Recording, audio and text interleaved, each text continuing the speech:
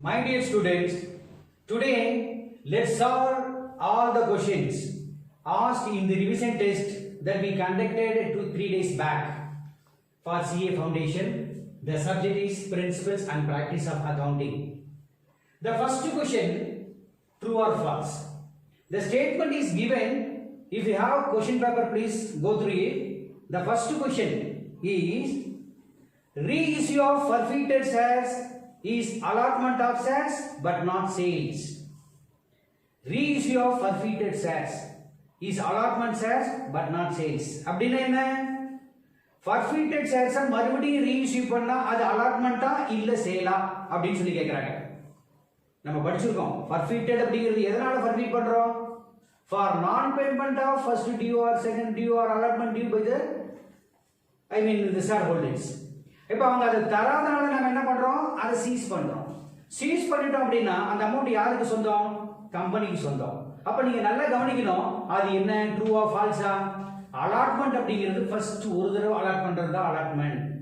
Cheese பண்ணிட்டு மறுபடியும் வந்து கொடுக்கறதுக்கு பேரு சேல் அப்படின்னு நம்ம படிச்சிருக்கோம். அப்ப நீங்க நல்லா கவனிக்க வேண்டியது என்ன அப்படின்னா, it is available to the company only for sale. எவ்வளவு அமௌண்ட்? இப்போ 1000 ரூபாய் சார், டோட்டல் வேல்யூ 1000 ரூபாய், அதுல 300 ரூபாய் கட்டியிருக்காரு, 700 ரூபாய் கட்டல. அந்த 300 ரூபாயை சீஸ் பண்ணா அது யாருக்கு சொந்தம்? கம்பெனிக்கு சொந்தம். It is available to company for sale. It remain vested in the company for that purpose. அது மட்டும் நல்லா படிச்சுக்கணும். It is not an allotment but only a sale. But இங்க என்ன சொல்றாங்க? allotment of shares but not sale அப்படின்றாங்க. அப்ப forfeit பண்ணப்பட்ட shares மறுபடியும் reissue பண்ணா அது allotment, சேல் கிடையாது அப்படின்னு சொல்றாங்க. அப்ப ட்ரூவா ஃபால்ஸா? இது ஃபால்ஸ். ஏன்னா இது வந்து சேல் தான், இது allotment கிடையாது. அதனால இங்க நாட் சேல்ங்கிறது வராது, இது வந்து சேல் அப்படிங்கறத ஞாபகம் வச்சுக்கணும்.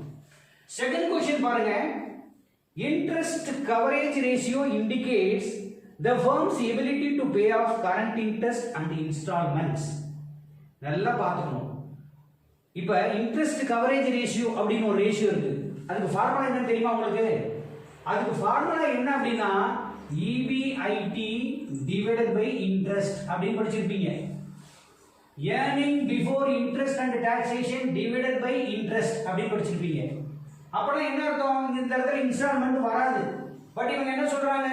interest coverage ratio indicates the firm's ability to pay off interest-யும் கொடுக்கணும், installment-யும் கொடுக்கணும். அதுக்கு கண்டுபிடிக்கிறது தான் அந்த ரேஷியோ அப்படின்றாங்க. அது கரெக்ட்டா? இல்ல, only interest and fixed charges மட்டும் தான் வரும். அப்ப நீங்க எழுதும்போது என்ன அப்படின்னா இதுக்கு பேர் என்னது? இதுவும் ஃபால்ஸ். அப்ப ஃபால்ஸ் அப்படினா என்ன பண்ணுவோம் அப்படின்னா நல்லா பாருங்க. it indicates the firm's ability to meet interest and fixed charges and not installments. நல்லா பார்க்கணும். இங்க வந்து என்ன ஆகும்னா இன்ஸ்டால்மென்ட் சொல்லிருக்காங்க, கிடையாது இன்ஸ்டால்மென்ட் கிடையாது. இப்போ நாட் இன்ஸ்டால்மென்ட் கொடுத்திருந்தா ட்ரூ, இங்க இன்ஸ்டால்மென்ட் கொடுத்திருக்கறனால அது ஃபால்ஸ். அதனால இதையும் ஃபால்ஸ் அப்படினு சொல்லிட்டு இப்ப நான் சொன்னது அப்படியே இங்கிலீஷ்ல எழுதிக்கணும் ரெண்டு வரி. மூணாவது क्वेश्चन என்ன அப்படினு பாத்தீங்கன்னா, if the amount is posted in the wrong account or it is written on the wrong side of the account is called error of principle. error of principle னா நாம என்ன பண்ணோம்? error of principle னா ஒரு principal என்ன, golden rule என்ன இருக்கு? Personal account போறா debit the receiver, credit the giver, debit what comes in, credit what goes out. அது real account. Nominal account debit all expenses and losses, credit all incomes and gains. இப்படின்னு ஒரு formula இருக்கா? இந்த ஃபார்முலாவை பயன்படுத்தி போடணும். அதை மீறும் போது தான் எரர் ஆஃப் பிரின்சிபல். பட் நீங்க ஒரு அக்கவுண்ட்லயோ இல்ல லெட்ஜர்லயோ டெபிட்ல போடுறதுக்கு கிரெடிட்லயோ இல்ல அமௌண்ட்டை மாத்தி போட்டாலும் அதெல்லாம் என்ன? Error of commission, not error of principle. So இது வந்து எரர் ஆஃப் பிரின்சிபல் கிடையாது, எரர் ஆஃப் கமிஷன். அப்ப இது என்ன ஆகும்? இதுவும் ஃபால்ஸ். கிளியரா? Next point. Limited liability partnership is governed by, limited liability என்ன சொல்லுவோம்? ஷார்ட்டா LLP is governed by Indian Partnership Act 1932. Indian Partnership Act எதுக்கு? பார்ட்னர்ஷிப்புக்காக. அதுதான் கவர்ன் பண்ணுது. LLP க்கு என்ன இருக்கு? LLP Act 2008 னு ஒரு ஆக்ட் இருக்கு. அந்த ஆக்ட் தான் கவர் பண்ணும். பட் இந்த ஆக்ட் கவர் பண்ணாது, பார்ட்னர்ஷிப் ஆக்ட் கவர் பண்ணாது. அப்ப இதுக்கு நீங்க என்ன பண்ணுங்க ஆன்சர்? இதுவும் ஃபால்ஸ். அப்ப நீங்க என்ன எழுதணும்? Limited liability partnership is governed by only limited liability act 2008 அப்படின்னு சொல்லி ஒரு ஆக்ட் இருக்கு, அந்த ஆக்ட் பிரகாரம் பண்ணணும். Next question, fees received for life membership is revenue nature or its recurring nature? நல்லா பாருங்க, கவனிங்க. லைஃப் மெம்பர்ஷிப் அப்படின்னா என்ன? சாகர வரைக்கும் அவன் லைஃப் லாங் ஃபுல்லா ஒருத்தர் கிட்ட ஃபீஸ் வாங்கினா அது என்ன ஆயிடும்? ரெவென்யூ நேச்சர்னா என்ன? ஒன்லி ஃபார் த பர்టిక్యులர் பீரியடுக்கு ஏதோ அமௌண்ட் ரிசீவ் பண்ணா அது ரெவென்யூ நேச்சர். அந்த லைஃப் லாங் நீங்க ஒரு அமௌண்ட் ரிசீவ் பண்ணா அது என்ன ஆயிடும்?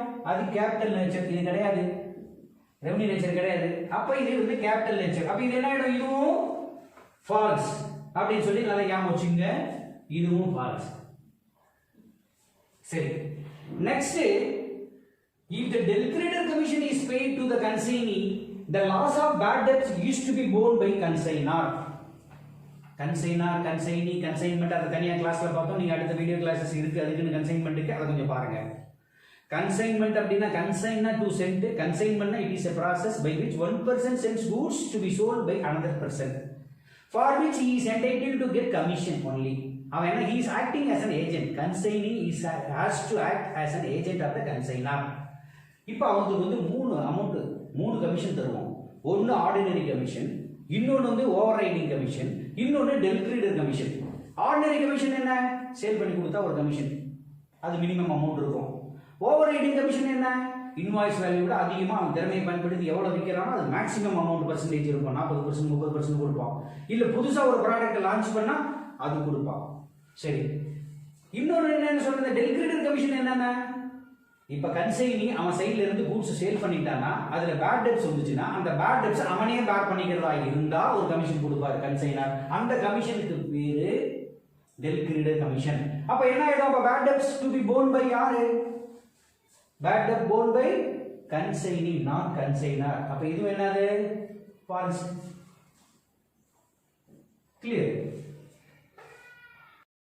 இப்ப question number 7, valuation of inventory at cost or net realizable value, whichever less, is based on the principle of conservatism. What do you mean by conservatism? First நீங்க அது தெரியணும். conservatism அப்படினா என்ன அப்படினா, இப்ப future loss வருதுன்னு வெச்சுங்க, future profit வருது. இப்ப நம்ம இந்த வருஷம் நமக்கு ப்ராஃபிட் வருது அப்படின்னு ஒரு ஃபியூச்சர் எஸ்டிமேஷன் இருக்குன்னு வெச்சுங்க. அப்ப அந்த ப்ராஃபிட் வந்து நீங்க காட்ட முடியாது அக்கவுண்ட்ஸ்ல. எஸ்டிமேட்டட் ப்ராஃபிட் அப்படி நீங்க போய் எங்கேயுமே பேங்க்ல இதுல பேலன்ஸ் ஷீட்ல P&L எங்கேயுமே நீங்க அதை காட்ட முடியாது. இதே லாஸ் வருதுன்னு வெச்சுங்க, எஸ்டிமேட்டட் லாஸ் வருது அப்படின்னா அதுக்கு நாம என்ன பண்ணணும்? we have to provide in order to meet out that impending loss. வரப்போற லாஸ் நம்ம மீட் அவுட் பண்றதுக்காக ஒரு ப்ரொவிஷன் கிரியேட் பண்ணோம். அதுதான் கன்சர்வேட்டிசம். அப்ப கன்சர்வேட்டிசம் என்ன? ப்ராஃபிட் வரத பத்தி நமக்கு காட்ட மாட்டோம், பட் லாஸ் வந்ததுன்னா அதை காண்போம். பட் இங்க என்ன சொல்றாங்கன்னா, இன்வென்டரி ஸ்டாக் நீங்க வேல்யூ பண்ணும்போது ஒன்னு காஸ்ட், இப்ப 5000 ரூபாய் ஸ்டாக்னு வெச்சுங்க, 5000 ரூபாய் காஸ்ட். இல்ல நெட் அதனுடைய வேல்யூ குறைஞ்சு போச்சு, 4500 ரூபாய் வரும், அதான் நெட் ரியலைசபிள் வேல்யூ. அப்ப whichever is less அப்படின்னு சொல்லி பார்த்தானா அப்ப என்ன ஆயிடுது? whichever is less அப்படின்னா என்ன ஆயிடுது? ஆட்டோமேட்டிக்கா இது கன்சர்வேட்டிசம் பொசிஷன்ல வந்துருது. அப்ப இது என்ன ஆயிடும்? இங்க சொன்னது கரெக்ட் தான், ட்ரூ. அப்ப நீங்க ஆன்சர் நீங்க எப்படி எழுதுனா ட்ரூ அப்படின்னு போட்டுட்டு அந்த பிரின்சிபல் என்ன அப்படிங்கறத ஃபர்ஸ்ட் எழுதுங்க. வேற ஒண்ணும் இல்ல. the conservatism states that one shall not account anticipated profits. anticipated profits வந்து அக்கவுண்ட் பண்ண மாட்டாங்க.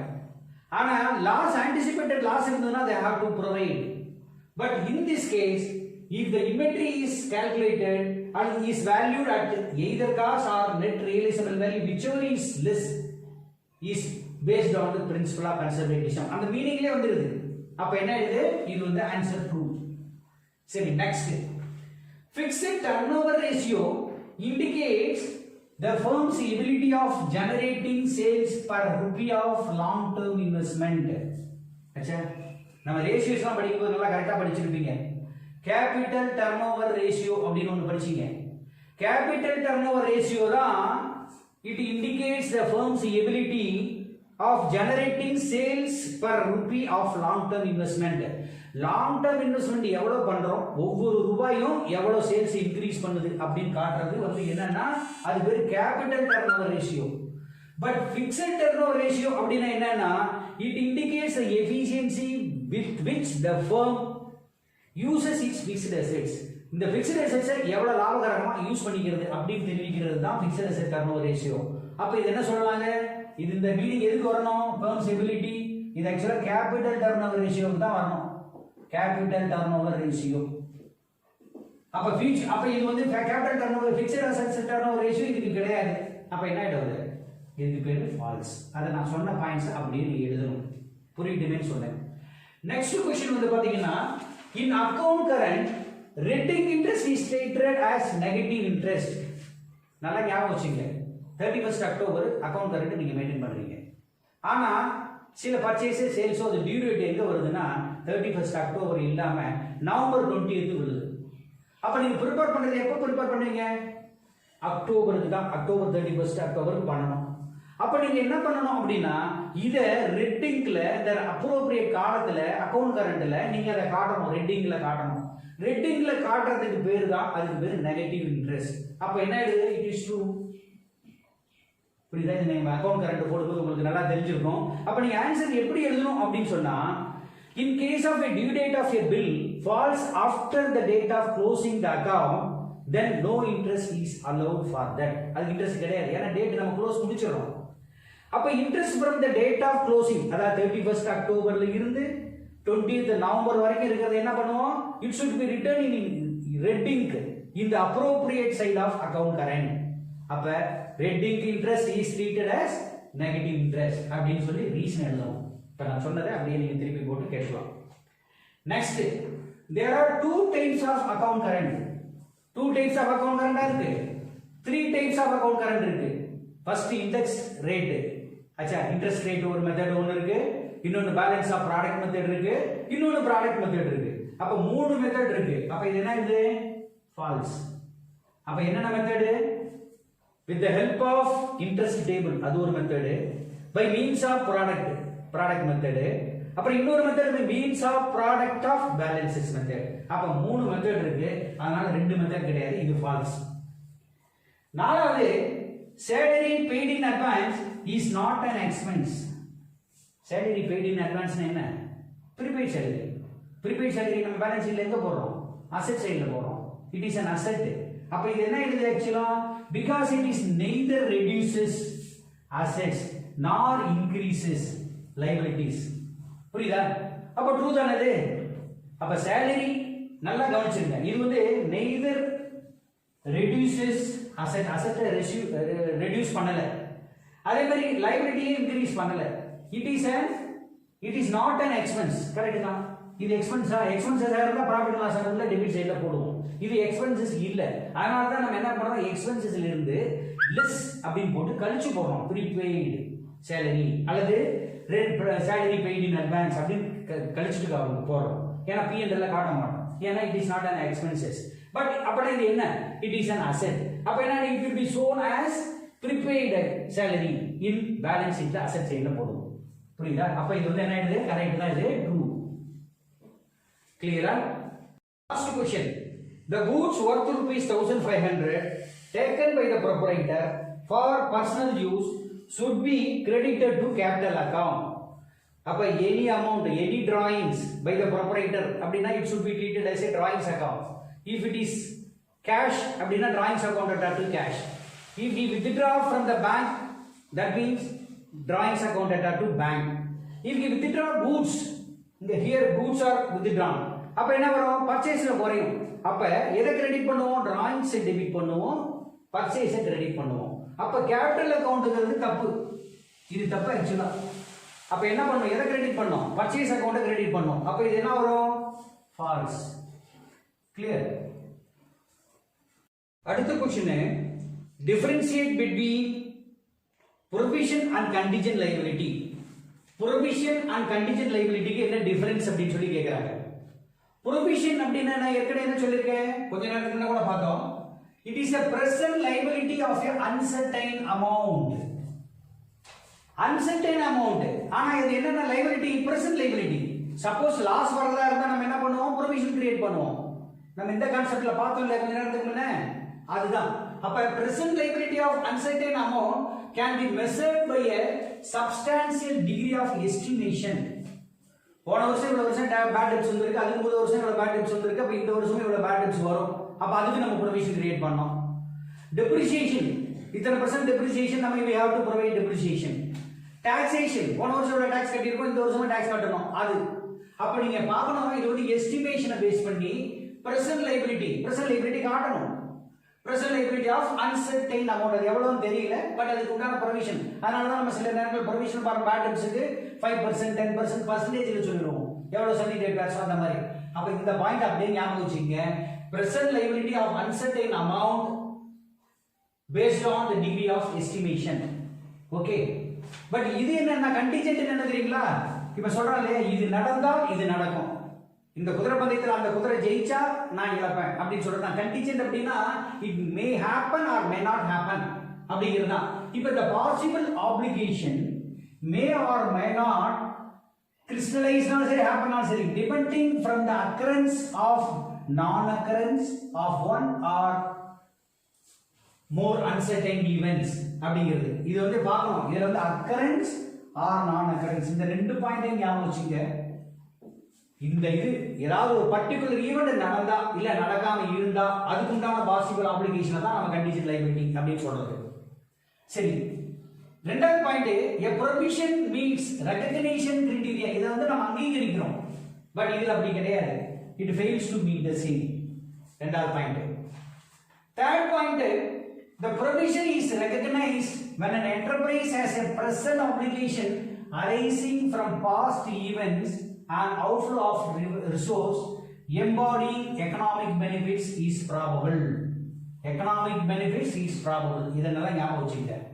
இப்போ நம்ம என்ன சொல்றோம் அப்படின்னா, இவ்வளவு சர்டி டெப்டர்ஸ் இத்தனை % பேட் டெப்ஸ் போன வருஷத்துக்கு முதோ அதுக்கு முதோ போன வருஷம், அப்ப இந்த வருஷம் நம்ம ப்ரொவைட் பண்ணணும். அது இப்பயே நீங்க ப்ரொவைட் பண்ணிட்டா அதுல இருந்து நீங்க தப்பிச்சுக்கலாம். இவ்வளவு பேட் டெப்ஸ் வரும் அப்படிங்கிறதுல இருந்து பாத்தீங்கன்னா நீங்க இப்பயே தப்பிச்சுக்கலாம். அதுதான் வந்து embodying economic benefits is probable. அப்படி இந்த ரிலையபிள் எஸ்டிமேட் தான் can be made of the amount of, அதுக்கு தான் நம்ம எஸ்டிமேட் இவ்வளவு அமௌண்ட் வரும் பேட் டெப்ஸ் இத்தனை % வரும். சர்டி டெப்டர்ஸ் 1 lakh அப்படின்னா 10% அப்படின்னா அப்ப 10,000 rupees பேட் டெப்ஸ் வரும் அப்படின்னு இந்த அமௌண்ட் நம்ம எப்படின்னா அதை வச்சு தான் பேஸ் பண்ணி கால்குலேட் பண்றோம். சரி, இங்க என்னன்னா contingent liability it includes the present obligation that do not meet the recognition criteria. இது வந்து recognition criteria உண்டு, இங்க வந்து recognition வராது. ஏன்னா because either it is probable that settlement of those obligation will require outflow of economic benefit or the amount cannot be reliably estimated. இப்ப ஒரு uncertain event இது நடக்கும் நடக்காதுன்னு உறுதியா சொல்ல முடியாதனால இந்த benefit of the amount cannot be reliably estimate பண்ண முடியாது அப்படிங்கிறது. இந்த 3 பாயிண்ட்ஸ் மட்டும் போதும். அடுத்தது ஒரு சம் போட போறோம். டெப்ரிசியேஷன்ல ஒரு क्वेश्चन ஸ்ட்ரெயிட் லைன் மெத்தட்ல கொடுத்திருக்காங்க. ரொம்ப சிம்பிளான क्वेश्चन தான், மார்க் வந்து 4 மார்க்ஸ். அது என்ன क्वेश्चन அப்படின்னா, क्वेश्चन வந்து நம்ம டிஸ்கிரிப்ஷன்ல கொடுத்திருக்கோம், அதை டவுன்லோட் பண்ணி பார்த்துக்கங்க. ஒவ்வொன்றும் எழுதிட்டு இருக்க முடியாது, பட் அதை அப்படியே படிச்சுங்க. Plant and machinery costing rupees 10 lakhs, 10 லட்சம் ரூபாய் வேல்யூவான மிஷினரி கொடுத்திருக்காங்க. is depreciated on straight line assuming 10 years working life. அப்ப என்ன அது, அந்த லைஃப் வந்து 10 years, வேல்யூ வந்து 10 lakhs. அப்ப நீங்க எப்படி டெப்ரிசியேஷன் எவ்வளவு பண்ணுவீங்க? நார்மலா value divided by number of years. அப்ப 10 lakhs டிவைடட் பை 10 years அப்படின்னு பார்த்தா 1 lakh.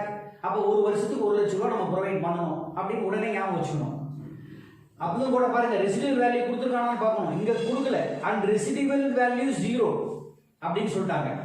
அப்ப நல்லா பாருங்க, a plant and machinery costing rupees 10 lakhs is depreciated on straight line assuming 10 years working life and 0 residual value for 4 years அப்படி சொல்லியாச்சு.